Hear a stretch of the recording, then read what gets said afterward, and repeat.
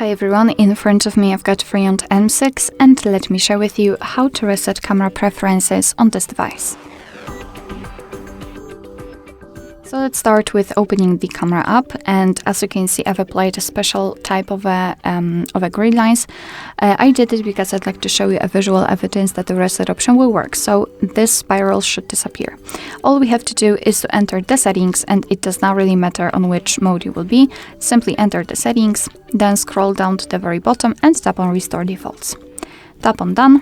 And as you can see, we just got back to the camera and the golden spiral is not visible, which means that we just successfully reset all camera preferences. Alright, so that will be all. Thank you so much for watching. I hope that this video was helpful, and if it was, please hit the subscribe button and leave the thumbs up.